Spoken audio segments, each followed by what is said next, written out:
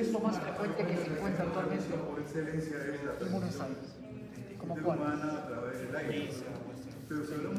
blot, puede ser, ¿no es cierto?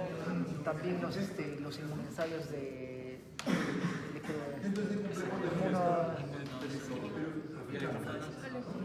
¿Sí? no, lo de flujo lateral. Lo de flujo lateral son los clases que han visto ustedes en la pandemia, lo que le llaman pruebas rápidas. Ah, sí. Esas también, ¿no? Son inmunocromatografía de flujo lateral, así se llama, ¿no? Entonces, de eso, por ejemplo, vamos a hablar de aquí una semana más. Bueno, PCR también, claro, pruebas moleculares también. ¿Ya? Pruebas moleculares. Entonces, hoy nos vamos a abocar a hablar sobre el ELISA, que en realidad son siglas, ¿no? De un ensayo que usa enzimas para poder hacer la detección. Entonces, a ver, como una lluvia de ideas, ¿qué cosas saben sobre ELISA? ¿Qué han leído sobre ELISA? Bueno, vamos a hacer un método indirecto donde vamos a medir los anticuerpos en relación a la respuesta con los antígenos a través de la ayuda de enzimas que nos va a permitir ver la coloración. Ya mencionó el método indirecto. El método directo sería enfocarnos directamente en los antígenos. Bueno, también se menciona que si se toma esta muestra dentro de los primeros 6 días, hay la probabilidad de que sea un falso negativo es bien variable, ¿no? Y se recomienda así tomar muestras variadas, o sea, 2 muestras en un tiempo de entre 7 y 10 días. También puede detectar las enfermedades flagelias. En el caso de la semi, por ejemplo, más que nada tiene una infección reciente. Ya tiene una alta especificidad y una alta sensibilidad. ¿Qué más? Que podrían eliminar la piel. Entonces, la resistencia. Si es que se presenta, ya hemos tenido la infección. Es un marcador de infección pasada. El gráfico sería La característica el IgG baja y el IgG se mantiene. hay que trabajar.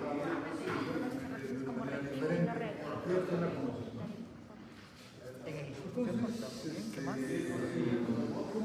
Se usa usualmente para las enfermedades que se usan usualmente pueden ser cáncer, hepatitis B, COVID, VIH. Ya, sí. En caso de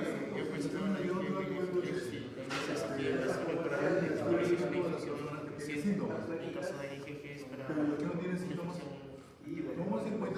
¿Algo más? Que en este caso, o sea, de las siglas se menciona que está ligado a enzimas, ¿no? Porque se usa un anti-IgG ligado a una enzima que esto permite que cuando das un sustrato, este se el cambio de color, ¿no? Y podemos visualmente ver las tanginas o el color. Y ahí el gran problema. Todo eso que he dicho lo vamos a ordenar, ya está muy bien. Entonces, primero es que probablemente todos, no sé si todos o la mayoría debe ser que se hagan la idea de que ELISA HIV, probablemente. Sí. Igual, después vamos a hacer vuestro blot, también HIV, probablemente. La idea es que el objetivo de esta clase, esta práctica es que se vayan con la idea de que ELISA es una metodología de un ensayo que se puede aplicar a diferentes patógenos.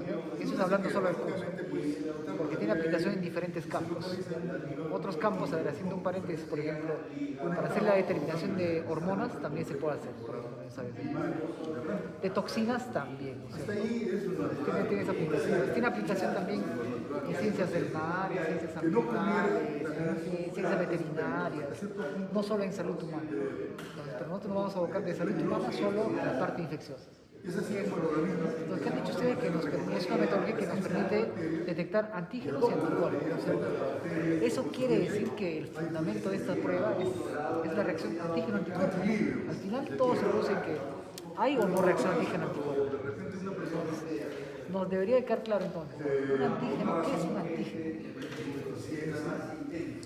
Una proteína que se encuentra en la membrana de los patógenos, no sé si para reconocerlos. que se encuentra en la membrana que le va a permitir ser adherirse ¿Algo más sobre antígenos? ¿Alguien? Van a desencadenar una respuesta inmunológica de nuestro cuerpo. Entonces puede ser una estructura, ¿no es cierto? Que puede ser una proteína, una glicoproteína, puede ser algunas veces no necesariamente es componente de la membrana, puede ser componente de alguna otra estructura, ¿no es cierto? El patógeno puede ser viral, bacteriano, fúngico, ¿no es cierto? Y parasitario también, que es lo que nos interesa por el curso, ¿ya? Y lo que dice su compañera, ¿no? Que va a desencadenar una respuesta inmune, pero para que desencadene la respuesta inmune hay una región específica de esta molécula que es la que va a permitir que suceda esto. Y esa región se denomina epítope, el antígeno, el epítope. Entonces el epítope es la región específica donde sucede que permite que suceda la reacción antígeno-anticuerpo. ¿Sí? ¿Sí? ¿Se acordó de algo? Sí, lo que pasa es que justamente creo que eso se menciona, no me acuerdo de qué materia, pero se decía el shift, y así, ajá, es que se cambiaba justamente el epítopo entre dos virus, no me recuerdo, ay, ¿cómo se llama? El shift, había shift y drift. Eso era lo que pero es el epítopo, y como que se modificaba. Los ortovirus, Entonces sucede esto, ¿no? Entonces, los epítopes. Entonces, esa es la región específica que va a permitir que suceda la reacción antígeno-anticuerpo. ¿Y los anticuerpos qué son?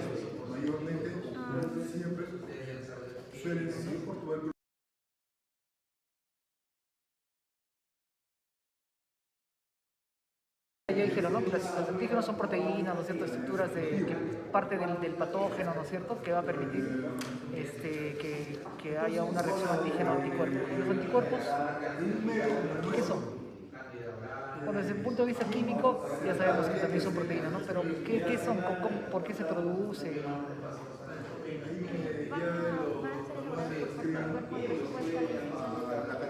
Eso, ¿no es cierto? Entonces, si ingresa un patógeno a nuestro organismo responde formando unas moléculas que son los anticuerpos, que son las inmunoglobulinas. ¿Cuáles conocemos? Ya lo mencionaba por ahí. IgG, IgM, IgA. Por lo menos esas tres son importantísimas, ¿no? Para la parte infecciosa. IgM, ¿en qué momento se produce? Se produce al inicio de la infección. bueno, cuando ya pasaron unos días de la infección, 7, 10 días. Después de eso, ¿qué se va a producir? Hemoglobina G. La G, ¿no es cierto? Porque ya es cuando ya la infección está pasando. Por eso es que se le llama como una inmunoglobulina de memoria. Inmunidad a largo plazo. De memoria, ¿no? Entonces, y la A Está en las secreciones del cuerpo. claro, entonces en el tiempo de COVID, por ejemplo, como se expresa mucho más temprano que el M inclusive, se estilaba hacer ELISAs para IgA, para hacer diagnóstico de COVID. Detección SARS-CoV-2. Entonces se van dando cuenta que ya, todo se trata de reacción antígeno-anticuerpo. Entonces, por un lado el antígeno, como se epítope, y los anticuerpos, ¿no sé, son monoglobulinas, que sí tienen su región variable, su región constante. ¿Y cuál es el que da la especificidad? La región variable, de eso se trata. Entonces, ahora, aplicado eso a los inmunizantes, vamos a ver. Entonces, estamos viendo ya de que podemos hacer inmunensayos para virus, para bacterias, para hongos, para parásitos también, ¿no es cierto? Para la detección de algunas toxinas también, de algunas bacterias también se puede hacer. ¿Qué tipos de ELISAs conocemos? Directo y indirecto, ¿no es cierto? El directo, ¿qué va a detectar? Antígeno. Y el indirecto, anticuerpos. ¿Conocen algún tipo más?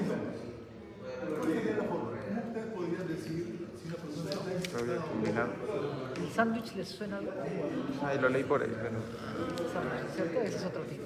Entonces, para ayudarnos, creo que les han puesto las imágenes. Tenemos esa, creo que está más bien.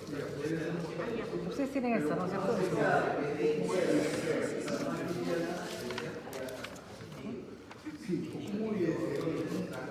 Entonces, ¿cómo sería una ELISA directo, jóvenes? Un ELISA directo sería, a ver, vamos a presentar primero. Esta de aquí es una microplaca de ELISA. ¿Qué características tiene? Es una microplaca que tiene unos pocillos. Vean ustedes aquí. Unos pocillos que en este caso tienen un fondo. Los hay también los que tienen fondos planos. ¿Qué configuración tiene? Tiene la siguiente configuración. Tiene 12 columnas y tiene 8 filas. Entonces tiene al final 96 pocillos. ELISA. Una placa ELISA. ¿De qué es? Es un material de poliestireno, normalmente de poliestireno. ¿Cuál es la estrategia que han usado? Es que se fijen aquí al fondo. A ver, si yo quiero detectar un antígeno, ¿qué cosa tendría que fijar al fondo? Antígenos. No, perdón. La pregunta no. Si yo quiero detectar antígenos en la muestra del paciente, ¿qué tendría que fijar? Un anticuerpo. Fijo anticuerpos, por lo tanto se fijan anticuerpos monoclonales. ¿Saben cómo son los anticuerpos monoclonales? Ya. ¿No? ¿Nadie? ¿Dónde tiene su curso de biología? Sí, le escuché, ¿no? Que ahora sí enseña. O sea, creo que es el mismo antígeno que ha sido Clonado. Claro. Lo que pasa es que se busca, para darle especificidad a estas pruebas, que se busca tener un anticuerpo, ¿no es cierto?, según inmunoglobulina, que sea de una misma clona. Y esto se produce, por ejemplo, en células cancerígenas, se puede producir, ¿no? Entonces, como todos tienen la misma clona, van a reaccionar de la misma manera con el epítope del antígeno. ¿Y eso qué va a permitir? Que la prueba sea más específica. Entonces, claro, por eso es que nuestras pruebas de hace 20 años no tienen la misma especificidad que las de ahora, ¿no?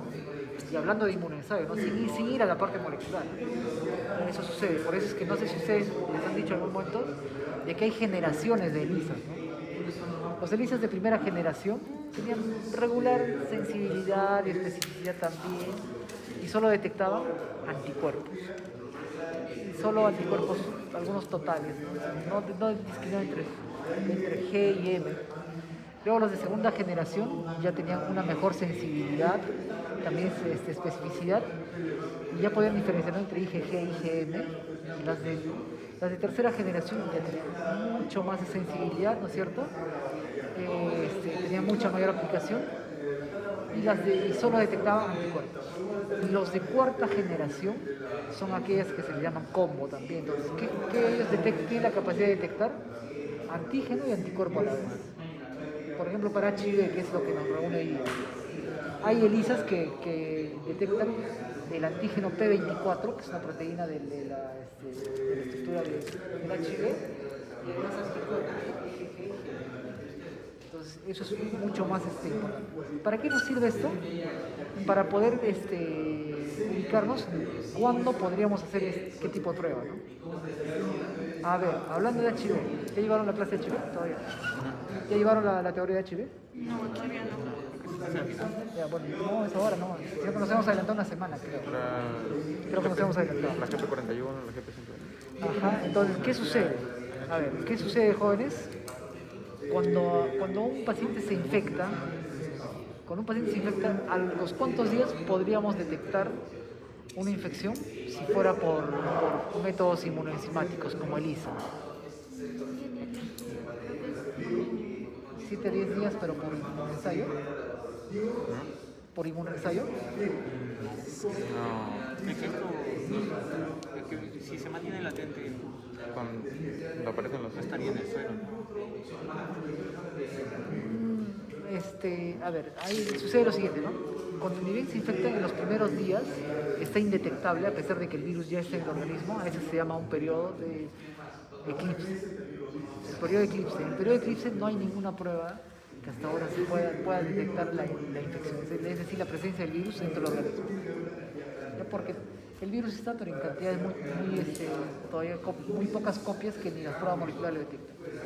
Entonces, al quinto o séptimo día, ya las pruebas moleculares lo pueden detectar. Sin embargo, se supone que ya a los 7 días por ahí deberían estar produciéndose los primeros anticuerpos, ¿no? La respuesta a esta infección. ¿Cuáles son? Los IgM. Entonces, claro, entre el décimo, en el décimo día podríamos hacer la detección de IgM. entonces, dice Elisa que hemos dicho que antígeno P24 y además anticuerpos, esa podría más o menos detectar al 10.º día, podría ser que sí, Claro, ¿no es cierto? Ya serviría ya como una prueba de diagnóstico. Entonces se dan cuenta que ¿para qué es que llevan esta clase? Porque para que conozcan cuándo hay que aplicar. Que de aquí en unas 2 semanas más vamos a hacer la parte molecular y igualmente, ¿no? Ver cuándo se aplica. No siempre es que no siempre molecular es lo mejor, ¿no? Hay que ver cuándo se tiene que pedir, qué prueba. Claro, porque la labor, cuando usted está en la parte clínica, ¿cuál es su labor? Es solicitar pruebas, ¿no es cierto?, de ayuda al diagnóstico, pero claro, sabiendo cuándo. Porque no vas a pedir una ELISA, por ejemplo, al segundo día de que se ha infectado supuestamente de HIV. eso hubiera servido aplicar también en la pandemia, ¿no? Me parece. Se hablaba mucho de cuándo se venía a aplicar pruebas rápidas, no moleculares. Y había mucho desconocimiento. Inclusive los son casos, ¿no? O sea, yo lo cuento porque deberíamos de dejar claro, es cierto, y en ese es nuestro interrector, todo lo que sea, pero ustedes recuerdan que la pandemia, ya es un paréntesis, ya, la pandemia que nos decían, habían comprado las pruebas rápidas para anticuerpos, ¿sí? ¿Se acuerdan? Y les hacían campañas, ¿no es cierto? Vengan y que les iban a hacer, y a todo el mundo, y supuestamente era para diagnosticar nuevos casos de COVID, ¿no? O sea, detección de SARS-CoV-2. Pero ahí ya estaba mal el enfoque, ¿no? Porque ¿qué estábamos detectando? No estábamos detectando antígenos, sino anticuerpos. ¿Cuándo se producen los anticuerpos? IgM. Cuando ya avanzó la Cuando infección. ya estamos en el 15º día, más o menos, ¿no es cierto? Claro, entonces esos no eran nuevos casos, ¿no? Es más, a veces ya solamente estaban detectando IgG, cuando ya la infección estaba por los 15 días. No era el enfoque. ¿Qué era si queríamos aplicar pruebas? Claro, lo mejor era molecular, pero era muy caro, ¿no? ¿Cuál era la solución? Aplicar antígeno. Prueba de antígeno. Esas sí son más, se pueden detectar más temprano. Pero en pacientes que tienen la clínica, ¿no es cierto? Tienen síntomas. Ya ese es el detalle. Entonces, y a veces algunos decían, no, a ver, hágame prueba molecular cuando ya habían pasado 15 días, ¿no? Y les salía negativo. Pero yo tengo síntomas, hace 15 días tengo síntomas, claro. Pero esta ya no es la prueba adecuada para usted, ¿no? Puede ser que siga teniendo, ¿no? Porque han habido casos en los que, no sé si ustedes recuerdan que en la pandemia, si tú te enfermabas con COVID, al inicio te daban, bueno, hasta que negativices, ¿ya? Decían, ya te vas a tu casa y cuando ya no tengas síntomas, te volvemos a hacer una prueba y si sale negativo ya vuelves a trabajar. Entonces habían personas que tenían 30 días, le hacían la prueba molecular y seguían teniendo positivo. Pasaba 45 y seguían. Hay un jugador de béisbol, creo que es 60 días y él seguía teniendo. Y ahí fue cuando hicieron un estudio los chinos y dicen, ya no, lo que pasa es que ya no estamos detectando presencia del virus, sino el RNA remanente. Claro, y como la prueba molecular no diferencia entre si el virus está viable o no, solamente detecta ácidos nucleicos.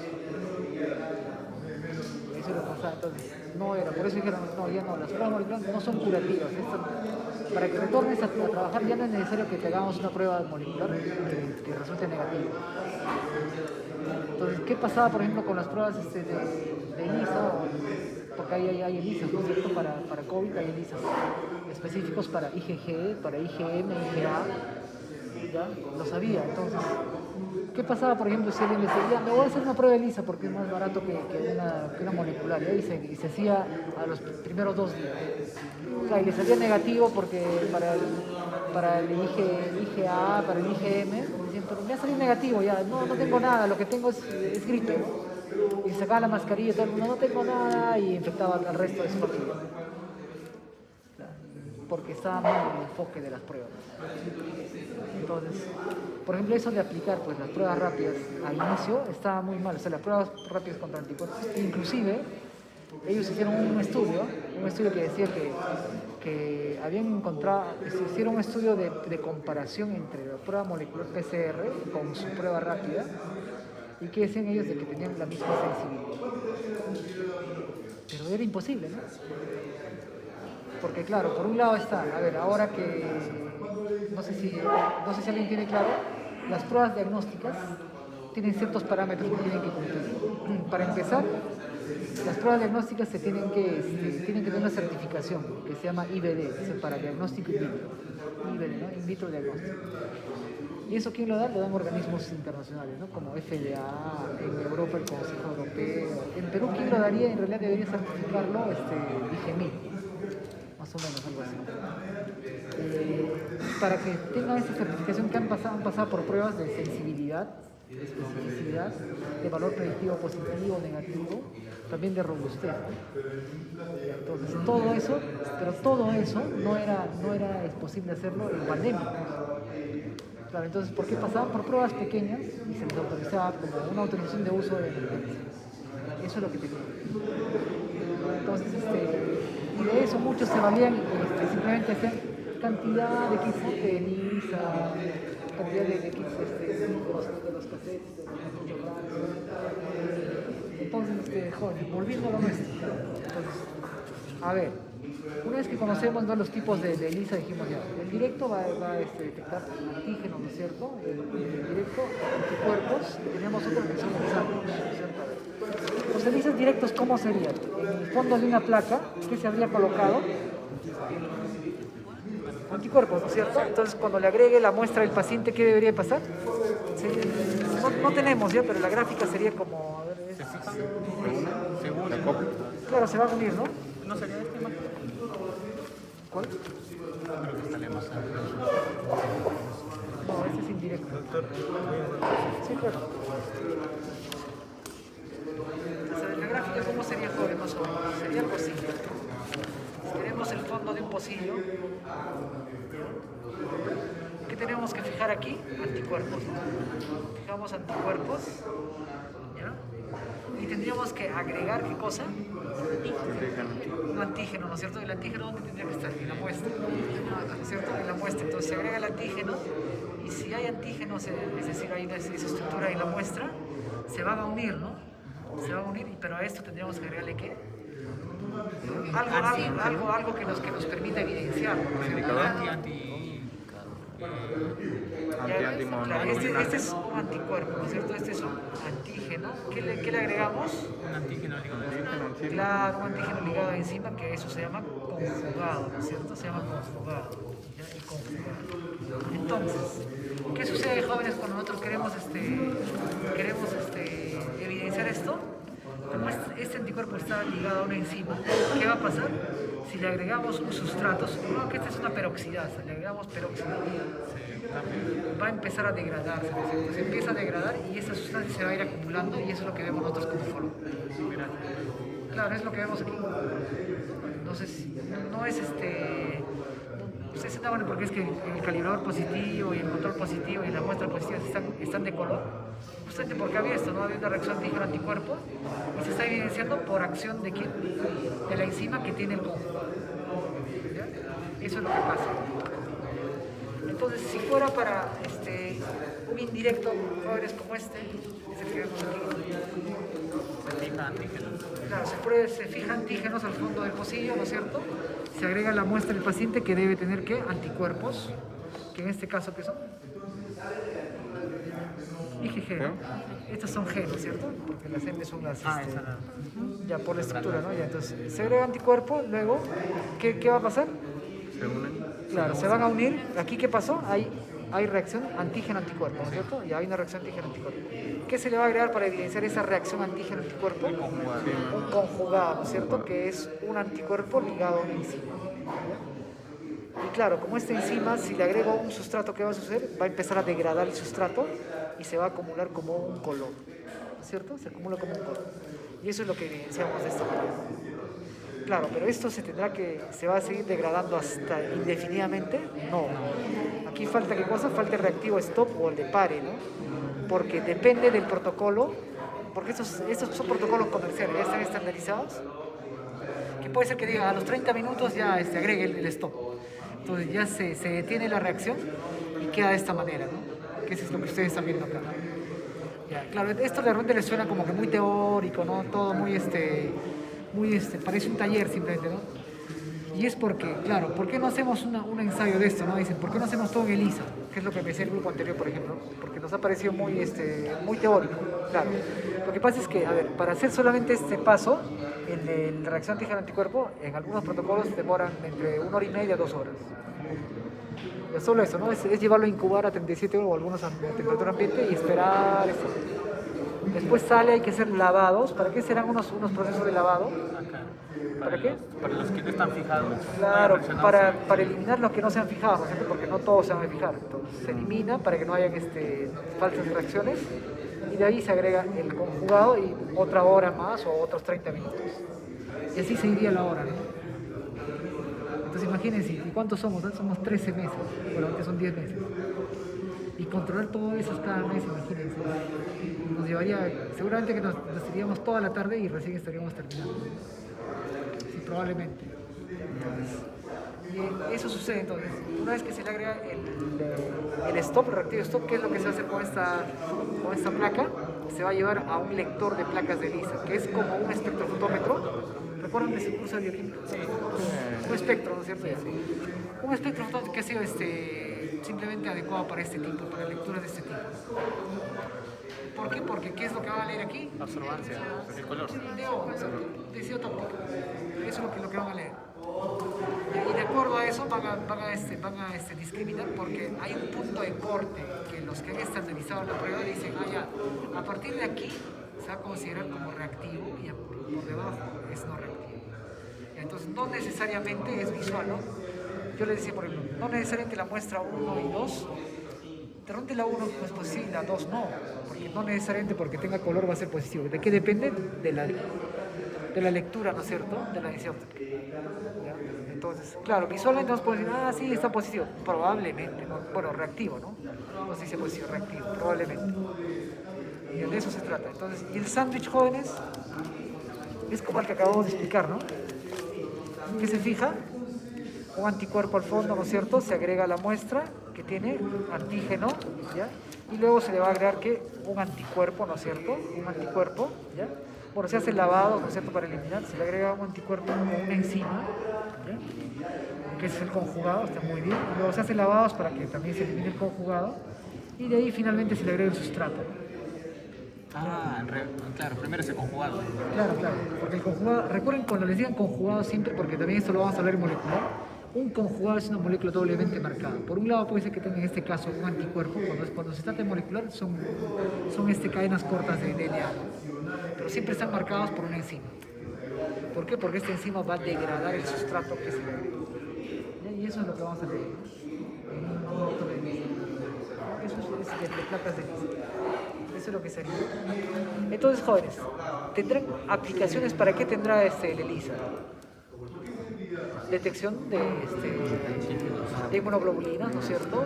GMA, de diferentes patógenos, virus, bacterias, hongos también, parásitos. ¿También tendrá para qué? Proteínas de membrana. Para hormonas también, ¿no? Pero hablando solamente de en hormonas, por ejemplo, nosotros eso sería cualitativo, ¿no? Es decir, reactivo o no reactivo, de acuerdo a su OD, ¿ya? Esto se podría hacer cuantitativo, sí, también, ¿no? Se podría hacer con diferentes concentraciones de la muestra y ver hasta dónde realmente supera el punto de corte. Eso, por ejemplo, se hace en caso de hormonas. Para eso sí. O para drogas de uso, por ejemplo. Detección determinación de cosas. De cocaína. Igual, ¿no? También puede ser cuantitativo. O para lo de la hormona para el HCG, por ejemplo, ¿no? Hay pruebas que son cualitativas. Que es similar, ¿no? Sí, es lo mismo. Hay pruebas cualitativas donde solamente dice, ¿no? Reactivo o no reactivo para la presencia de hormonas. No te dicen cuánto nivel. Entonces, no les dicen, no, y dicen que hay pruebas que dicen que cuánto tiempo tengo embarazo. Ya, eso es un cualitativo, un cuantitativo, pues. Porque de acuerdo a la concentración de hormona que se encuentre, uno puede más o menos extrapolar cuántas semanas tiene de embarazo. Ya, nos hemos desviado un poco, pero es para que entiendan que tiene otras aplicaciones también el ELISA, ¿ya? Entonces, es eso, es el directo, indirecto, el sándwich, ¿no es cierto? Detecta IgG, IgM, IgA también. Puede detectar ambos a la vez, Inmunoglobulinas y antígenos, sí, también los hay de ese tipo, son los de cuarta generación. Aplicaciones no solo para HIV, eso debe quedar clarísimo, creo que hoy tiene que quedar claro eso. Ya puede detectar también bacterias, ¿no es cierto? También cuando es importante, jóvenes, ¿ya llevaron la clase de... Hoy creo que han llevado enterobacterias? Sí. Ya. ¿Han hablado de coli hoy día? Ya. Les hablaron de que las E. colis tienen patotipos diarrogénicos, ETE, QP, Como, o sea, los que son patógenos, las especies patógenas. los que causan diarrea y son de 6 patotipos. Sí.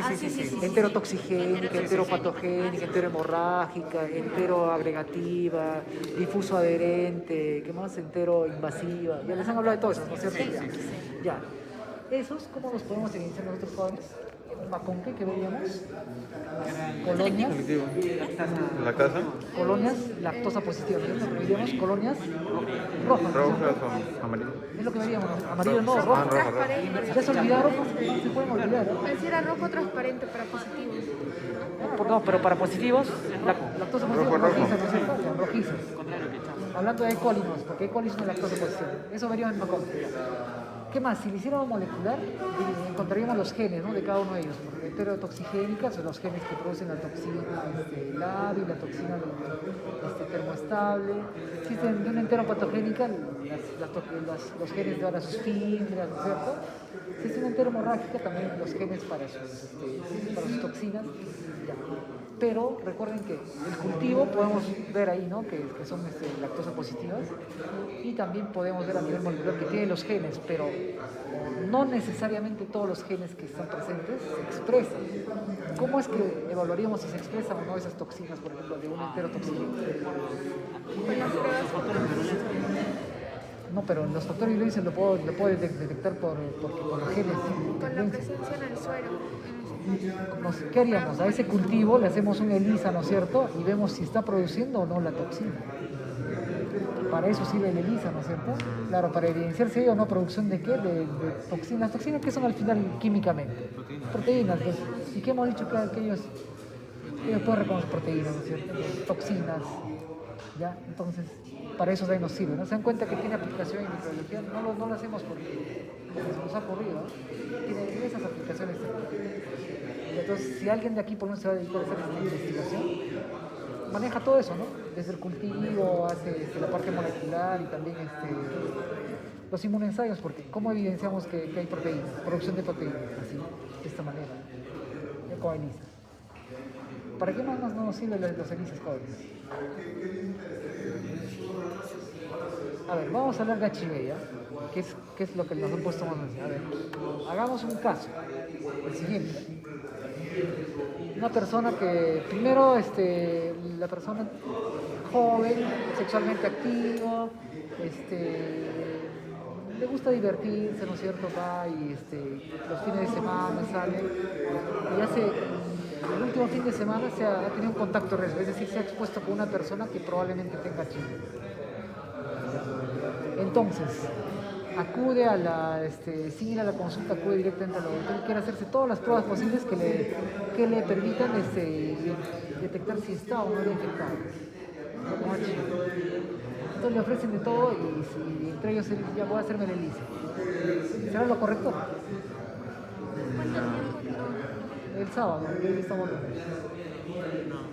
No es cierto. Esperar unos días para que se pueda hacer el Claro, ¿no es cierto? Así sea una de cuarta generación, no. ¿Qué es lo que le podríamos ofrecer entonces en ese momento? ¿Habrá alguna prueba que podamos ofrecerle si el sábado recién se ha expuesto? ¿Western blot? No.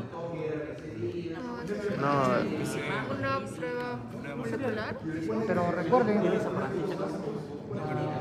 que habían dicho con ELISA con antígenos. Entonces, a eso es lo que se llama el periodo de Uno era ventana. presuntivo y el otro era Ah, definitivo. no, claro. Después de 10 días de difusión. Hay un periodo de ventana, ¿no es cierto? Y primero hay un periodo de eclipse, que es donde es indetectable. Ahí no hay antígenos. Después del periodo de eclipse hasta que se pueda detectar, es que las primeras detecciones son con pruebas moleculares, entre el quinto o séptimo día, ese es el periodo de ventana. Entonces, jóvenes, ¿qué le recomendaría? Molecular, ¿no es cierto? Se le recomendaría. ¿Qué sucede Si no, se ha mandado a hacer ELISA y bueno, ya supongamos que no han pasado estos días, sino ya pasaron 15 días, 20 días. ¿Ya? Y se le hace el ELISA y le sale indeterminado. Se hace la lectura, todo y le sale indeterminado. No está reactivo y tampoco está no reactivo, sino le sale indeterminado. No puede, la prueba no puede identificar entre si es reactivo o no reactivo. Le vuelven a hacer y sale igualito, indeterminado. Western Blot. Western Blot. ¿A qué tenemos que escalar? Al Western A Blot. una prueba a Western Blot. Tenemos que escalar. ¿Qué sucede? A ver, si una prueba que sale reactivo, la hago una vez, ¿qué se tendría que hacer? Ya si le sale una vez reactivo con ELISA y entrego el resultado de inmediato, ¿así? No, esperan unos días para que se Hay que hacer vuelvan confirmación, ¿no es cierto? Con la misma muestra puede ser, ya, pero con una otra marca de ELISA o con otra tecnología, con otro ensayo, otro inmunensayo. Si esas dos dan reactivo, ya se entrega el resultado. ¿Y qué? ¿Y se lo mando al WhatsApp o por correo su resultado? No. En el caso de HIV hay que tener mucho cuidado. ¿Qué es lo que se hace normalmente? Como requieren consejería, el infectólogo de la institución tiene que hacer la entrega del resultado. Porque es para un paciente nuevo el diagnóstico. Porque no sabe cómo va a responder realmente, cómo va a recibir de que él es un seropositivo. Entonces, los resultados pues, que están reactivos por ELISA o han sido comprobados por otra metodología son positivos, para HIV se entregan directamente mediante una consejería. Y eso es parte del trabajo del infectólogo. Si es no reactivo, 2 veces no reactivo, o reactivo una sola, no reactivo una sola vez, es malo, se puede, salvo que sean personas que tengan algún compromiso, ¿no? Aparte, realmente no solo es que tenga ese tipo de vida, ¿no? Sino también tiene una enfermedad de fondo. De repente es un diabético no controlado, de repente es una persona que tiene algún otro enfermedad. Y entonces en ellos, como son de alto riesgo, sí hay que hacerle un seguimiento, ¿no? Puede ser que ahorita esto sea un falso negativo. Se recomienda que a los 3 meses se vuelva a hacer, ¿no? O una prueba molecular. Y hacerle seguimiento así hasta el año, ¿no? Eso es lo ideal. Entonces, jóvenes, si es el indeterminado, ¿a qué escalamos? Western Blot, ¿no es cierto? Western Blot. ¿Por qué vamos a ir a Western Blot? Porque se supone que vamos a confirmar, ¿no es cierto? Entonces, a ver, ¿qué sucedía hasta hace unos 5 años? Un poco más. ¿Qué se decía? Decía, todos los resultados que salgan reactivos por ELISA se tienen que confirmar por Western. Ese. ¿Qué más? Los indeterminados también para confirmar con Western. Eso era, ¿ya? Actualmente, ¿cómo es el esquema? ¿Cómo es que se define el caso de HIV, o sea, de un seropositivo? Si, por ejemplo, se hace una prueba de una de cuarta generación, de antígeno P, de antígeno y anticuerpo, entonces, ¿qué se hace? Si sale reactivo, se vuelve a procesar nuevamente 2 resultados reactivos de ELISA, definen el caso. Ya confirman. Es más, esas pruebas rápidas, los casetes también, los de inmunocromatografía, que vamos a ver de acá la siguiente semana, creo que es. Si 2 de esas pruebas también salen reactivos, también confirma el caso. ¿Por qué será esto, jóvenes? ¿Por qué hace años se decía que hay que ir hasta Western Blot para confirmar y ahora no es necesario, sino se recomienda hacer 2 pruebas de diferentes marcas o de diferentes tecnologías y se puede ya definir el caso? Por una mayor sensibilidad, pues, ¿no? Por tema Claro. de probabilidades. Claro, porque la comparación ya dijimos, ¿no? Desde nuestras pruebas de hace 10, 20 años, ahora han evolucionado tanto que hay anticuerpos monoclonales, la sensibilidad se ha incrementado mucho. Eso es lo que pasa. Y la especificidad también. Eso sucede. Entonces, jóvenes, vamos con nuestro caso del que está indeterminado. ¿Qué hacemos? Vamos a escalar hacia Western Blot, ¿no? Entonces, ¿el Western Blot qué es? Es un inmunensayo también, ¿no es cierto? ¿De qué se trata?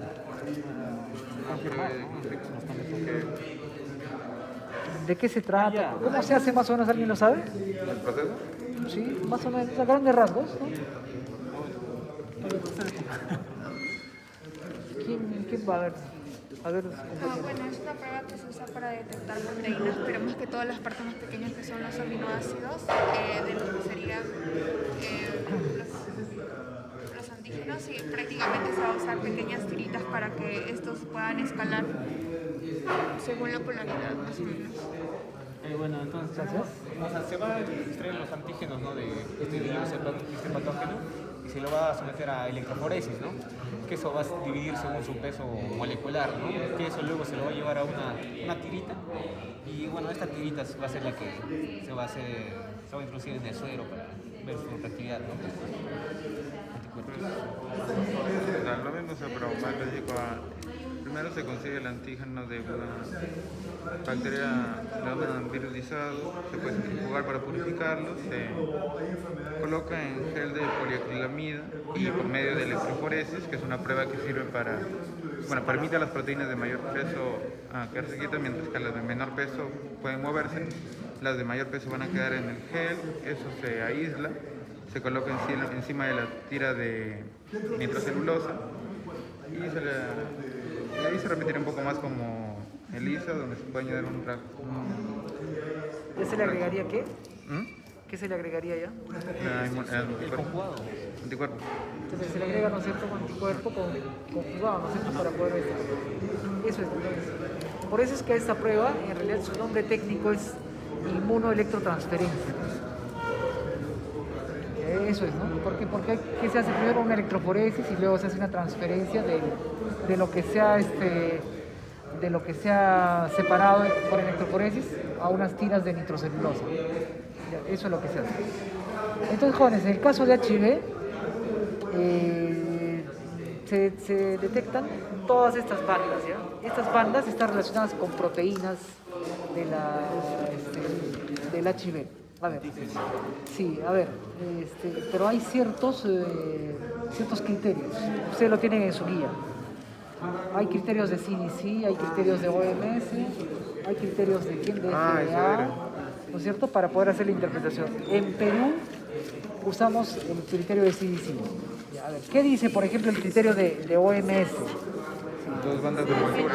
¿Qué dice? Dos bandas de envoltura. Dos bandas de envoltura, ya. ¿Ustedes recuerdan de la genética? Todavía no llevan HIV, ¿no? ¿Recuerdan pero un poco de la genética de HIV? ¿Qué genes tiene un retrovirus común? ARN. Claro, tiene su genoma es de RNA, ¿no? Pero ¿qué genes tiene? Tiene un gen POL, ¿no es cierto?, para las polimerasas, ¿sí? Tiene un gen GAG, ¿no es cierto?, que codifica las glicoproteínas, ¿no es cierto?, o las proteínas. Y tiene además, ¿cuál? No. Esa es una enzima. Eso es en el POL, pues. Pero ¿qué más tiene? Tiene las de la envoltura, ¿no es cierto? Los genes M, ENB, ENV, ¿no es cierto? Que es la que va a ¿qué? Detectar ¿qué? Las glicoproteínas GP160 y 120, ¿no es cierto? Entonces, ¿qué dice? ¿Qué dice, por ejemplo, el del FDA? Existencia por lo menos de 3 bandas, la P24, P31 y la GP41, y otra de glucoproteína. Ya. ¿Y esta, la del CRCS?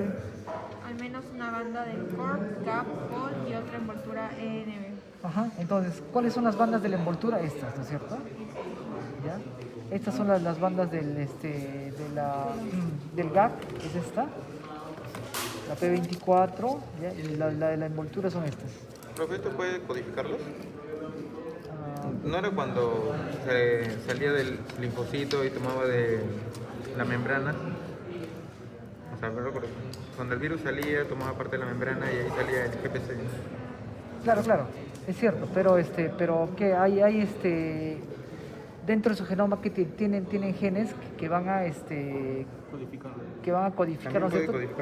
No sé, lo que pasa es que hay regiones que van a codificar para estas proteínas, ¿no? ¿Ya? Entonces, ¿qué es lo que hacemos aquí? Aprovechamos simplemente de la estructura que pueda presentarse dependiendo de las diferentes regiones. Entonces, claro, ¿qué es lo que presenta esa región? Es el promotor, ¿no es cierto? Un promotor para poder transcribir hacia estas proteínas. Entonces, ¿qué vamos? Vamos con lo siguiente, jóvenes. Son 9 regiones de bandas que se expresan como bandas que se pueden detectar en un Western blot. ¿Ya?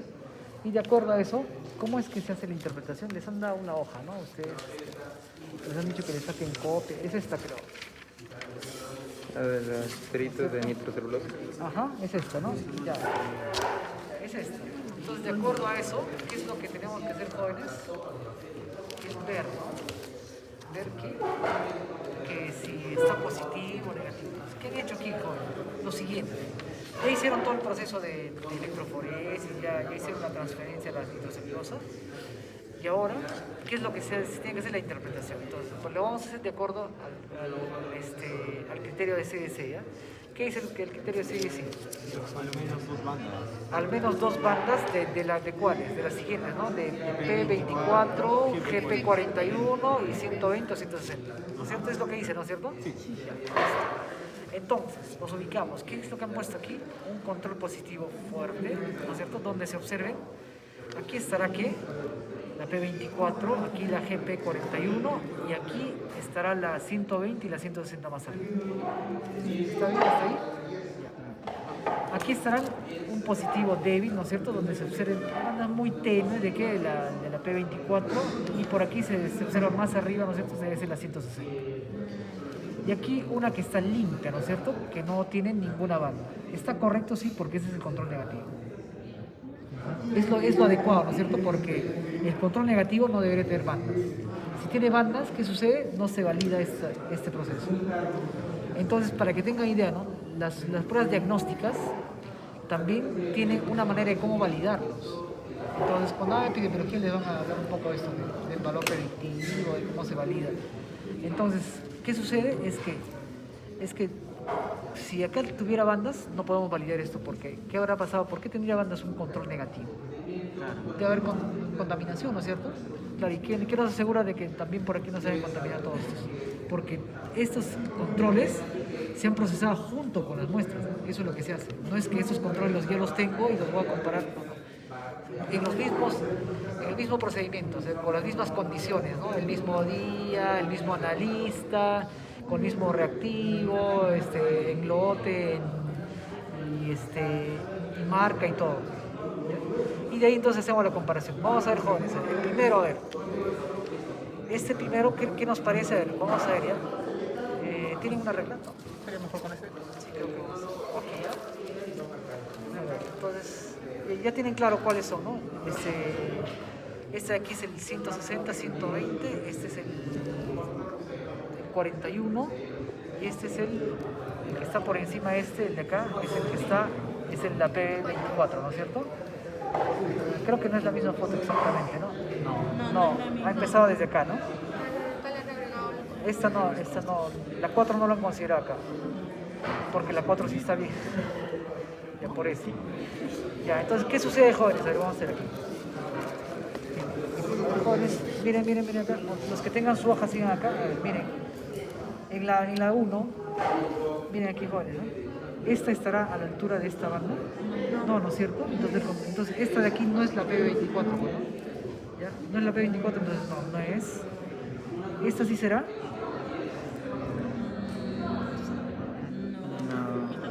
Está un poco debajo, ¿no? Pero parece que sí, mira, sino que este es más grueso, me parece. ¿Ya? Esta sí es la GP41. Y acá arriba, sí, ¿no? Se está expresando una de ellas, ¿no? Entonces, si hay 2, dice ahí, 2 por lo menos, es positivo, ¿no es cierto? Sí, 2 bandas positivo. Según se dice, positivo. ¿Qué pasa con el siguiente, ya? Con el 6, miren. ¿Habrá la 41? No. Perdón, la 24 hay, no. La 24 hay, la 41, tenue, ¿no? Está aquí y estará arriba, está ambas, ¿no? Ya probablemente lo validemos por esta, ¿no? Porque esta es la 120 y la 160. Ya cualquiera de las dos. Ya, a ver, aquí.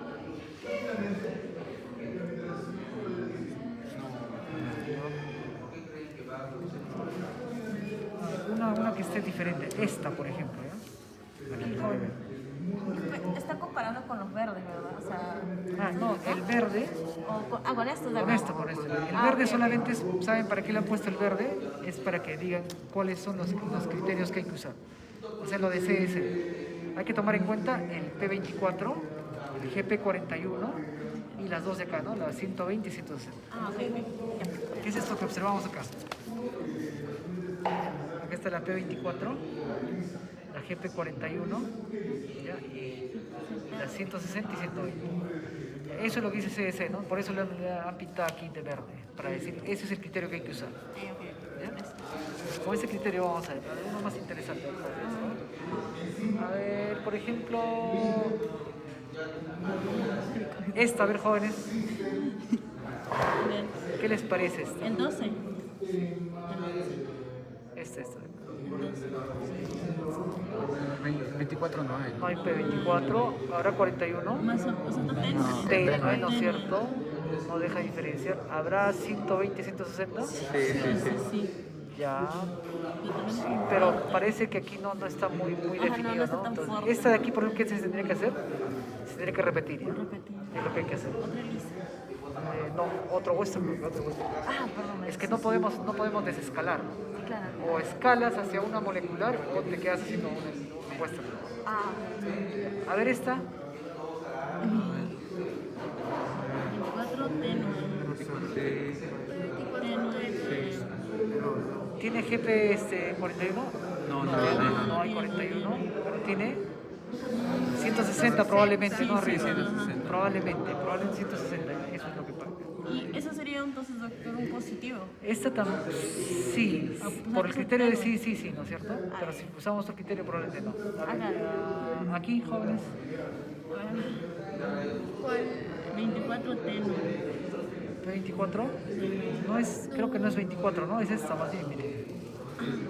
¿No es cierto? No es el 24, ¿no? Es el que está por debajo. Es igual que esta.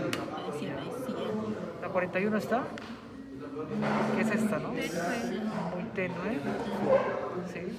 Eso es lo que sucede, ¿no? Entonces, muy tenue, entonces estas se tendrían que repetir. ¿Cuáles sí se considerarían como estas, ¿no? Que sí están muy marcadas. A ver, entonces, esto que se hacía tan tedioso de hacer primero electroforesis y luego inmunotransferencia, actualmente hay una metodología que se llama Immunoblot. ¿Qué ha hecho el Immunoblot? Lo que ha hecho es todo ese proceso de hacer de separar por electroforesis, todo eso. Lo que pasa es que ahora ya vienen las tiras listas, vienen preparadas con con las proteínas, ¿no? Ahí separadas en las diferentes regiones, entonces las bandas. Ya vienen así. ¿Qué se le agrega? Solamente se le agrega la muestra al paciente. ¿Qué tiene la muestra al paciente? Debe tener virus, ¿no es cierto? Sí, entonces debe tener los anticuerpos, se agrega y se agrega un conjugado y se va a ver qué las bandas, ¿no es cierto? De acuerdo a la ¿cómo se llama? De acuerdo a la presentación del conjunto de bandas se puede definir. ¿Ya? Eso es lo que tienen que ver. ¿Qué pasa si sale un indeterminado aquí en el Western blot? ¿Se vuelve a repetir? Se repite, ¿no es cierto? Si volviera a salir indeterminado, ¿qué sería? PCR, ¿no es cierto? Si así sería molecular. Sucede eso, jóvenes. Entonces, hay ese tipo de cosas. Ahora, el Western blot, jóvenes, ¿qué aplicaciones tiene? ¿Solo es para confirmar casos de HIV? También creo que de herpes. Se usa para herpes también. ¿Para qué más? ¿Para otro retrovirus? Hepatitis. Retrovirus. HTLV, ¿no es cierto? ¿Han escuchado hablar de HTLV? HTLV. Virus linfotrópico humano. Virus linfotrópico humano. Ya lo van a escuchar también para ellos se usa Western blot, ¿ya? En algo que no sea también priones. Para hacer detección de priones, claro, también porque son proteínas patógenas, ¿no es cierto? Doctor, el HTLV, ¿qué era? Virus linfotrópico humano. Linfotrófico. HLH. HTLV, así. Herpes también, ¿no es cierto? A ver, saliendo de virus, ¿en qué caso más tenés interveniente? En neurocisticercosis también, por ejemplo. Neurocisticercosis. Claro, cisticercosis porque es causado por un parásito. También ellos sí, para priones también, porque se recuerdan que los priones que son proteínas patógenas. También para hacer determinación de priones. Entonces, ¿cuál era la idea? La idea es de que de esta práctica ustedes se vayan con los conocimientos de que el ELISA y el Western Blot, si bien es cierto, se pueden usar para resolver casos de HIV, no es la única aplicación, ¿no? O sea, no es como que la idea no es ELISA HIV, Western Blot HIV, no. Es una técnica, es que son ensayos que se pueden usar para diferentes aplicaciones. Ya saben que las aplicaciones para el ELISA, por ejemplo, desde detección de anticuerpos o antígenos de bacterias, virus, hongos también, ¿no es cierto? Hay un antígeno que es muy conocido que se hace detección por inmunensayo, por ELISA, el galactomanano de aspergillus, por ejemplo. Galactomanano, sí, ese es de aspergillus. ¿Es para qué? Es para micosis invasiva, ¿no es cierto? Galactomanano. Y a eso también se hace por ELISA, por ejemplo, con ELISA Sandwich. Western Blot ya dijimos, ¿no? Para HTLV, herpes, ¿para quién más? Para priones. Entonces, eso es los tipos de ELISAs y la interpretación, ¿no? A ver, ¿qué es lo que les podrían preguntar? ¿Qué es lo que me decían en el grupo anterior? ¿Quién les va a preguntar esto? Que interprete cada uno. Podrían hacerlo, ¿ya? Si fueran muy exquisitos, podrían decirles, si les colocan dos de estos y dicen, ¿cuál es positivo, cuál es negativo o cuál es indeterminado? Ya saben que ¿de qué se tienen que acordar? Del criterio, ¿no es cierto? El criterio con el cual se hace la interpretación. Por eso es que nos han marcado acá el criterio, ¿no es cierto? Es lo mismo, miren, nos han marcado este mismo criterio, miren. P24, GP41, GP41 y aquí las dos, ¿no? 120 y 160. Esta imagen debería estar acá, ¿no? En vez de los verdes, es lo mismo. Esto es si fuera una sola banda, de una sola tira, ¿no es cierto? Control positivo, negativo, ¿no es cierto? Y estos podrían ser los casos. A ver, aquí por ejemplo, este caso ¿qué sería? Negativo, ¿no es cierto? Negativo, ¿este qué sería? Positivo. Porque tiene el 41 y tiene el GP 160 creo, o el 120. 160 creo, está más arriba, ¿no? ¿Sí? Sí, ¿No es cierto? Ya.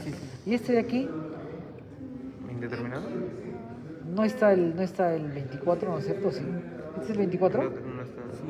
Es el 24. No, igual el 41 tampoco está.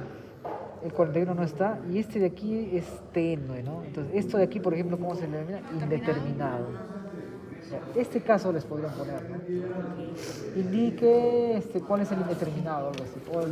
O que indiquen aquí, ¿no? Como que la flecha, indique el resultado del que indica la flecha. El negativo es solo si no coincide ninguno. O cuando no hay, pues, ¿no? O cuando no hay, ¿no es cierto? ¿Ya? A ver, jóvenes, ¿y estará correcto que haya más bandas, por ejemplo, de las que se pide, por ejemplo, más que el P24, más que el GP41, más que el 120? O sea, ¿hay algún problema si hay más de esas bandas? ¿Más otras bandas, como las que vimos aquí? Normal, ¿no? O sea, ustedes entienden de que si hay estas otras bandas no hay ningún problema, ¿no es cierto? Más bandas al momento de diagnosticar VIH. Claro, o sea, en este caso, ¿no? Imagínense que esto solo es de nuestro criterio, ¿no? Esta de aquí, esta, y esta es la... Claro, entonces, si está la 18, si está la 34, estas, no hay problema, ¿no? Puede ser que estén. Eso no va a ser de que diga, no, esta prueba está mal.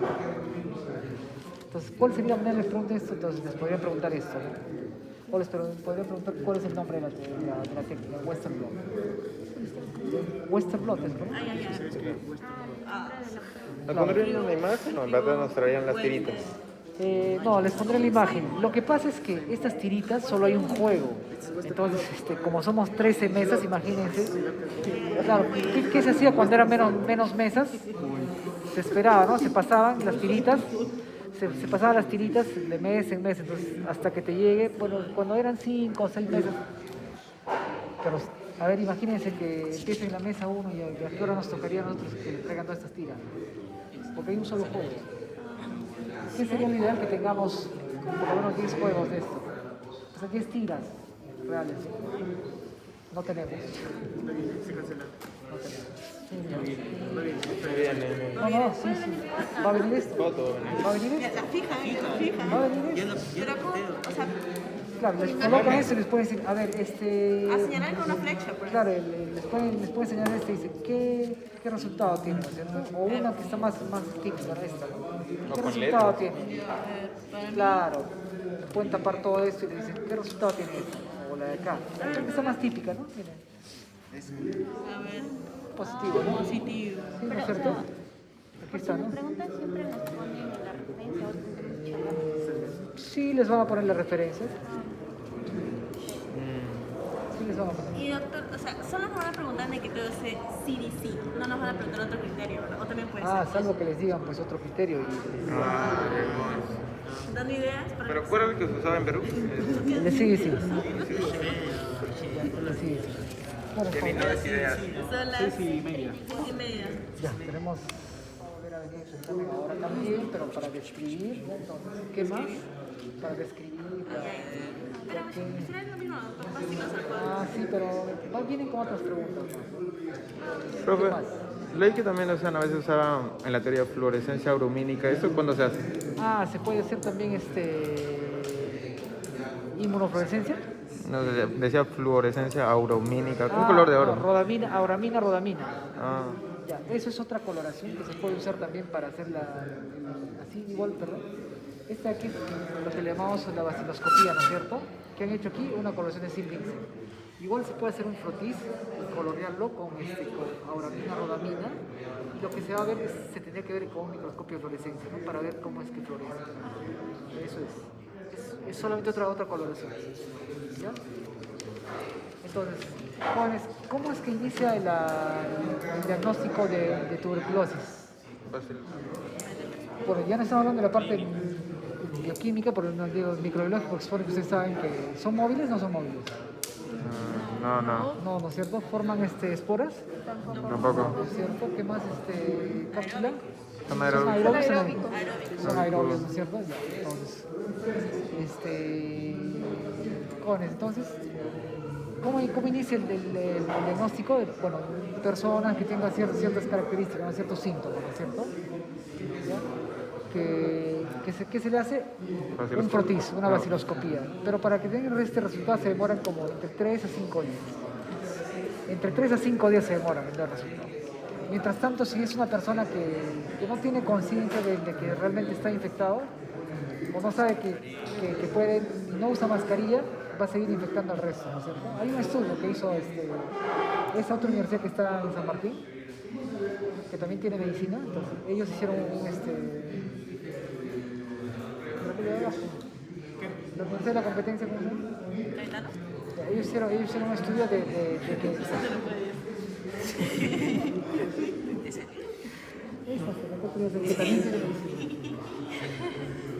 Entonces, ellos hicieron un estudio de que una persona que está esperando su diagnóstico, ¿a cuántos más podría infectar en ese periodo, ¿no? de tiempo? Entonces, más o menos ellos definen entre 30 a 90 personas. Esto obviamente se incrementa cuando menor es la edad. O sea, si es una persona joven, se va a subir al metropolitano, se sube al tren, ¿no es cierto? Va a fiestas, tiene enamoradas, visita a sus amigos, va a la universidad. Entonces, todo eso va a incrementar. ¿Por qué? Porque no tenemos esa costumbre de usar el respirador o es algo que debió habernos quedado en la pandemia. Porque, a ver, ¿qué sucede? ¿Algunos de ustedes viajan en tren ustedes? ¿Ustedes se suben al tren? No, van todos aplastados. Todos hasta se respiran ya entre ustedes. ¿Qué sucede? A ver, de todas esas personas que están ahí, probablemente pueda haber por lo menos el 2% de tuberculosis. Claro, porque es que no todos tienen tuberculosis, entonces nosotros si nos estamos exponiendo es porque tenemos un sistema inmune incompetente. Entonces, muchas veces ingresa el vecino y se queda ahí controlado por el sistema inmune como una tuberculosis latente. ¿Sí? Así se llama antes, ahora se llama infección por tuberculosis. Entonces, jóvenes, ¿cuál sería la idea? Si nos vamos a exponer a ese tipo de eventos, tengamos una mascarilla y pongámonos cuando sea necesario, ¿no? ¿Qué es lo que debería de habernos quedado? Porque esperar a que la persona que tiene se ponga es más complicado. Claro, yo por ejemplo, si vos una vez me pongo una mascarilla porque yo he dicho que no me puedo enfermar ningún día porque no puedo dejar de trabajar ni un día. Entonces, no por ahora. Entonces, claro, porque eso es ausentarse mucho tiempo. Ni puedo agriparme por ahora, no.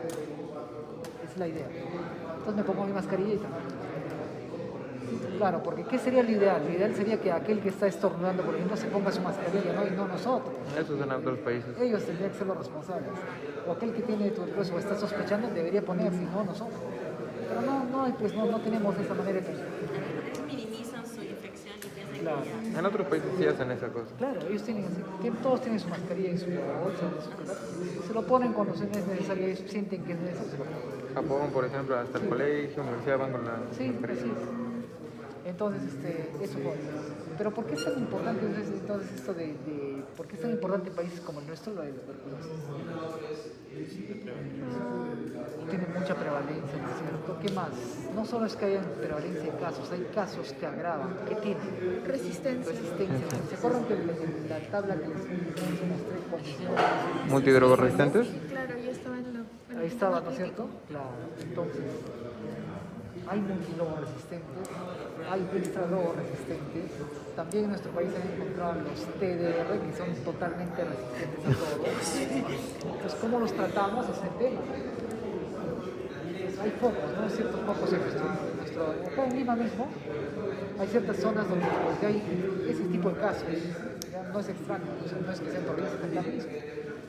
Entonces hay ciertos distritos en los cuales hay el agustino, pero ciertas zonas, no es todo el agustino, ¿no? Hay una zona del agustino, igual hay una zona del San Gigante, una zona del sur también, una zona del noreste, pero son así, donde están justamente hay mucha prevalencia de este tipo de casos. Ante eso, entonces, jóvenes, ¿qué es lo que se hace desde el punto de vista microbiológico? El diagnóstico demora mucho. ¿Qué más? Se puede hacer cultivo. Es un cultivo, este es un medio sólido, se llama Lowenstein-Jensen. Lowenstein-Jensen es a base de ¿qué? Huevo. De proteínas de huevo, ¿no es cierto? Donde desarrolla muy bien. Ya, entonces, aquí desarrolla, pero ¿desarrolla en cuánto tiempo? 7 días. No, joven. Allá, los que son de crecimiento rápido, 7 días. Ah. Pero Más de tuberculosis, Más de un mes, si no me equivoco. entre 45 a 60 días, ¿no es cierto? Ya, entonces, ¿y cómo desarrolla? Con estas colonias, ¿no? Unas colonias así cremosas, o sea, me refiero al color, ¿no? Medio crema, cuando empieza a desarrollar mucho más, tiene una forma como de coliflor. Sí, eso es lo que se dice, ¿no? ¿Entiendes? Pero si esto demora tanto, entonces no podemos seguir esperando. ¿Qué otras alternativas tenemos? Cultivo en medio líquido. Hay un cultivo en medio líquido que es ¿cuál? Middle-rock. El Middle-rock actualmente hay una versión comercial que se llama MGIT, ¿no es cierto? MGIT. El MGIT. Entonces, ¿eso en cuántos días desarrolla? Espera, ¿2 semanas? Más o menos, ¿no? De 10, 15 días. Pero ya eso es bastante, ¿no es cierto? Es mucho más, más rápido que estos 45, 60 días. Había otra metodología que antes se aplicaba también que se llamaba MODS, M-O-D-S, así. No sé si han escuchado hablar. MODS.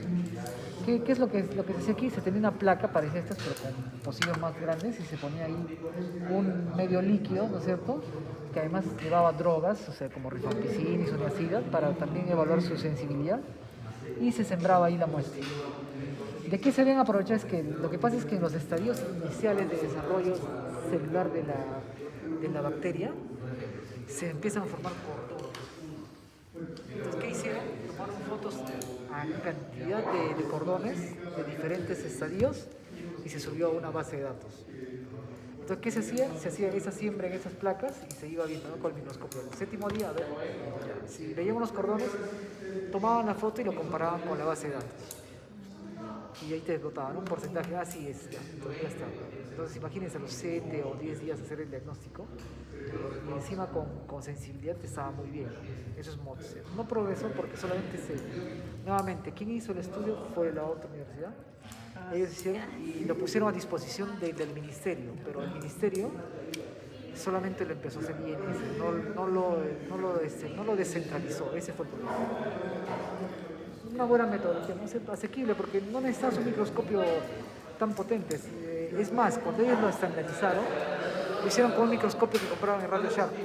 Bueno, que ahora no sé cómo se llama, Colbox se llama ahora. Pero esos microscopios de casa, ¿no? Varias, Colbox se demora. ¿ya? Entonces, estaba muy bien para países como este. ¿Qué más tenemos, jóvenes? Tenemos también, ¿cuál sería la opción? Ir a pruebas moleculares. Esa que le preguntaron en su examen, ¿cuál es? El GeneXpert, ¿no es cierto? Sí. Ya, esa, bueno, el GeneXpert es una marca, no es que sea la prueba, es una marca.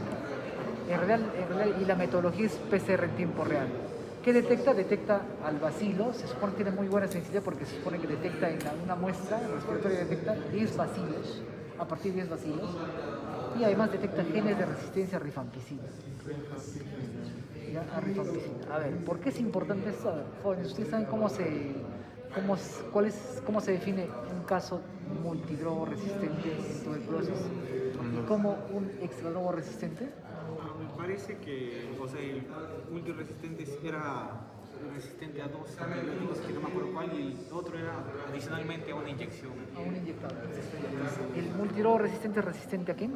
A rifampicina y a isoniazida, ¿no es cierto? Por lo menos. Ya, lo que pasa es que más del 90% de casos que son resistentes a rifampicina también lo son a isoniazida.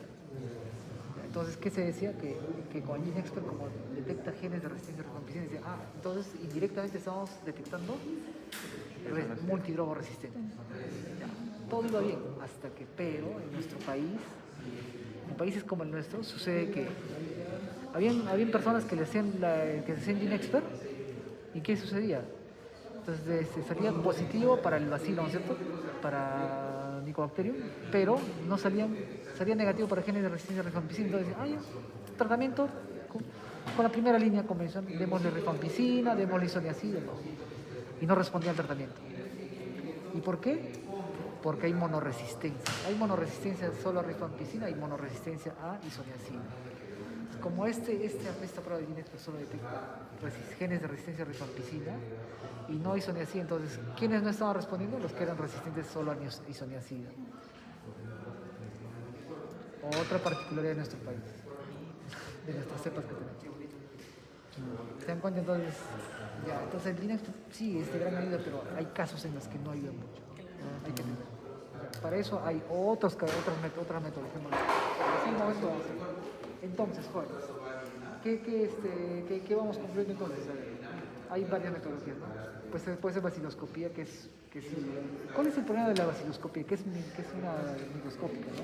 ¿Y cuál sería la desventaja? Que dice que el 50% de los casos sale negativo. De los que tienen Negativo. sale como negativo. ¿Y por qué será? No sé, No identifica el bacilo exacto. Se puede identificar. ¿Quién hace esa identificación? ¿El operador? El analista humano, ¿no es cierto? Entonces, las pruebas microscópicas de por sí tienen una sensibilidad y ejecutado por un diestro, ¿no es cierto? Por un entrenador, tienen más o menos entre 60 y 70% de sensibilidad. Si eso le disminuimos y que es un interno, ¿no es cierto? Imagínense, o es un practicante, ¿sí? Va a disminuir mucho la sensibilidad. De eso depende. Ese es el problema. Por eso es que OMS hace tiempo le sacó una directriz y dice, no hagan vaciloscopía, hagan una prueba molecular que se llama LAM, que se puede hacer en los puestos de salud. Pero claro, todo eso es ¿Cómo se escribe? Una política, es así. LAM. Es una prueba molecular también, ¿no? Que se podría hacer esto, porque no necesitas un tanto aparato como un termociclador, así, no es como PCR. Eso es isotérmico. Eso decía OMS que sea, pero bueno, no se cambió. Ya, entonces, lo otro que OMS recomendó luego es, bueno, como tienen este tipo de casos ustedes, resistentes solo a rifampicina, solo a isoniazida, pueden hacer GeneXpert, ¿no? También, pero háganlos en el primer nivel de atención. ¿Cuál es el primer nivel? Centros de salud, puestos de salud, ¿no? Eso que le llamaban otros puestos, ahí, ¿no? Porque ahí es donde van a ir las personas. No van a ir a un hospital especializado. Los casos iniciales no van a ir. Y entonces, eso es el tema. ¿Qué otras metodologías tenemos, Juan? Entonces, bueno, por ahí va, ¿no? Lo de la resistencia está muy bien, que ustedes lo tengan claro porque es importante, porque ¿qué medidas podríamos tomar nosotros ante eso? Algo que no nos cueste mucho, por ejemplo. Informar, ¿no es cierto? Informar a la gente. Nosotros el semestre pasado hicimos un proyecto que todavía está en proceso y solo se ha hecho en una escuela. El hecho es que a todos en toda la universidad. Es un proyecto de responsabilidad social que educar a las personas y darles a conocer primero cuáles son las medidas preventivas para poder evitar casos de tuberculosis. Que sepan cuáles son los síntomas, cómo hay que cuidarse, cuándo usar la mascarilla, qué hacer si tenemos casos positivos en casa, y si ya está positivo, por ejemplo, hay que seguir tratamiento, ¿no? Claro, porque ¿cuál es el otro problema? ¿Por qué tenemos tantos casos? Hay mala adherencia al tratamiento, ¿no es cierto? La mala adherencia al tratamiento, entonces, están tomando, claro, porque de pronto hay que tomar esta cantidad de fármacos, hay que ir todos los días al puesto de salud. Entonces la gente se cansa, ¿no? Porque no solo es un mes, son 6 meses, 9 meses, todo esto cambia. Entonces hay una mala adherencia. Entonces dejan de tomar y las siguientes que van ya tienen cepa más resistente. ¿Y cuál es el otro tema? Es que como tenemos esa cepa resistente, muchas veces ahora ya no nos infectamos solamente con una TB sensible. Normalmente nos infectamos con cepa resistente. Peor, ¿no? Ya, entonces ese es el tema, ¿no? Hay que tener mucho cuidado por eso. Ya, entonces la mala adherencia, pero actualmente voy a hablar sobre bedaquilina.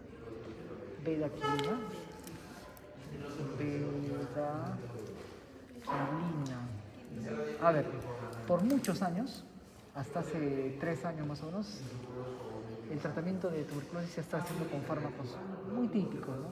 Rifampicina, isoniazid, etambutol, kanamicina, con inyectables inclusive. Pero inclusive se traían fármacos de otras patologías y se probaban, ¿no? A ver cómo funcionaba. Pero con los multidrogresistentes o con los totalmente resistentes no había qué más hacer. Entonces, menos mal que hace 3 años más o menos sí salió bedaquilina, que es el primer antituberculoso después de casi 100 años específico para casos resistentes. Entonces, eso es para hacer tratamiento.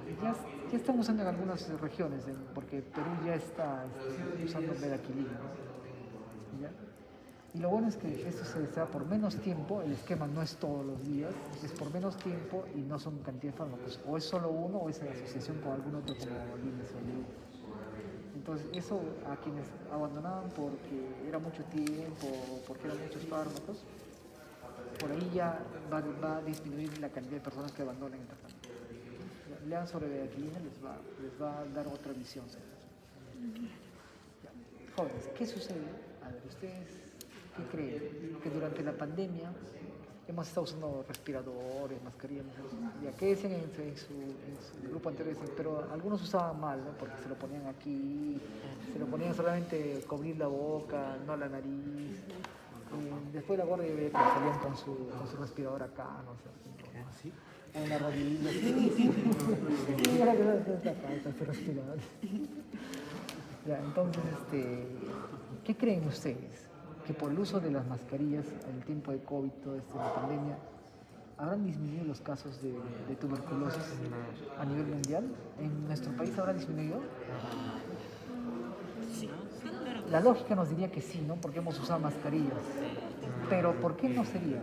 La forma en que se usaba, la mayoría de las personas Se no usaba usa mal. de manera adecuada. Ya, podría ser uno. La automedicación, ¿no? La automedicación podría ser, ¿no? Que usaba antibióticos. Ya, puede ser. Yo siempre, por ejemplo, cuando estaba en pandemia, siempre dudaba de cómo las personas, bueno, el tipo de mascarilla que usaban las personas. Muchas veces las personas estaban de tela y yo la verdad no lo veía tan protector, se podría decir. Entonces, no sé si eso también tenga influencia. Luego también, o sea, son mascarillas descartables, ¿no? Pero puede ser que muchas se lo usaba permanentemente la mascarilla. Sí, eso te he visto mucho que lo reutilizo. Sí. Ya, joven, entonces sí, no, hay varias condiciones, pero ¿saben cuál es la condición mayor? Es que, a ver, hay otras pruebas para hacer el diagnóstico. ¿Ya iban en la clase de tuberculosis? Sí. Ya, les hablaron sobre las pruebas IGRA, ¿no? ¿Sí? IGRA, sobre tuberculosis latente. ¿Sí? ¿Se les habla de tuberculosis latente? A ver, ¿cómo es una tuberculosis latente que se llamaba así, no? Ahora se llama infección por tuberculosis. Que cuando no es pulmonar. Cuando está controlada por el sistema inmunológico. Claro, entonces es lo que decíamos, ¿no? Que por ejemplo, algunos nos podemos exponer y de repente justo, claro, no es la dosis infectiva tan alta, ingresa a nuestro organismo y nuestro sistema inmune, como estamos inmunocompetentes, lo controla. Está ahí el bacilo, pero no está activo. Convivimos con él. Sí. ¿Y eso cómo se hace esa prueba? Primero con el... ¿Cómo se llama esa prueba que les hacen una induración? El La tuberculina o PPD, ¿no es cierto? Ya, el problema es que en países como el nuestro no nos sirve mucho porque nosotros nos vacunamos con una vacuna que cruza con esa, ¿no? La BCG es una vacuna que es de qué? De un bacilo que es muy similar. Entonces nos puede salir o porque tenemos muchos casos, ¿no? También. Entonces sí, pero sin embargo actualmente ya hay una producción de un PPD sintético que va a mejorar eso, pero todavía no llega a ver. ¿Cuál es la otra opción? Es hacer este tipo de pruebas, ¿no? Esto es un inmunoensayo, es un ELISA, efectivamente. Sí, pero ¿es para qué? Es para hacer la detección de qué? De interferón gamma. Porque este es claro, este es ensayo de qué? De liberación de interferón gamma. Interferón gamma. El interferón gamma, ¿cómo es? Ante una infección, ¿no es cierto? Claro, estimula las células para que ya no, para neutralizar, para Claro, que evite que y ingrese. entonces, ¿qué deberíamos hacer? Entonces, quienes tengan interferón gamma alto es porque tienen infección latente, ¿no es cierto? Contra tuberculosis. Eso es. Claro, eso sería lo ideal, ¿no? Hacerle, por ejemplo, supongamos que le hacemos a todos San Marcos, ¿cuánto costaría, obviamente, porque son costosas esas pruebas? ¿Y cuántos de los de San Marcos saldrían, ¿no? Con valores altos de IGRA? ¿Ya? Entonces, pero sería bueno. Entonces, hay un proyecto al cual lo asesoramos de una universidad de Trujillo. El proyecto se hizo en un hospital de Chiclayo. A todos los trabajadores de ese hospital se les hizo IGRA. Y vieron que ellos dijeron que si llegaban al 30% de su población que saliera IGRA con valores altos, lo iban a protocolizar como que eso iba a ser parte de sus exámenes ocupacionales, que cada año les iban a hacer. Y ahora les tienen que hacer porque les salió más del 30%. Ahora el hospital va a tener que gastarse, porque ese era un proyecto del gobierno regional. Es lo que deberían hacer en realidad, ¿no? Porque si los poblaciones estamos expuestos, más que la población en general, y si no tenemos cuidado podría ser que estemos haciendo cuantos de nosotros. Eso no quiere decir que nosotros estemos infectando, ¿no? Porque está controlado. Pero ¿cuál es el detalle? Y a esto iba, ¿no? Es que, a ver, ¿qué pasa cuando nuestras defensas disminuyen? Esa infección que estaba latente ahora se vuelve activa. Y eso es lo que ha pasado. A ver, yo conozco casos, por ejemplo, de que, ¿qué pasaba? De pronto vienen, dicen, oye, se les diagnostica de tuberculosis. Yo conozco 5 casos de eso en los últimos 2 años. No tenían ningún historial de familiar, ni haberse expuesto, ni eran personas ni nada como para tuberculosis. Claro, nunca se hicieron PPD, nunca se hicieron IGRA antes de la pandemia, pero sí, ¿cuál era su historial? Es que tuvieron COVID y se habían agravado. Salen del COVID y ¿cuál era? Seguían teniendo, ¿no? Tosían, seguían teniendo problemas. Entonces van al módulo y es una radiografía, tiene exposición. ¿Y con qué módulo que tenía? ¿Qué pasó? COVID hizo que las defensas disminuyeran. Claro, nuestro organismo se dedicó tanto a combatir COVID, porque se agravó, que se olvidó, por decirlo así, de tener controlada el bacterio y se hizo una infección activa. Por eso es que nuestros casos de tuberculosis no han disminuido, a pesar de que hemos usado mascarillas, porque las infecciones latentes se deben haber activado. Ten cuidado. Ese es el tema. Entonces, finalmente, vamos a ver la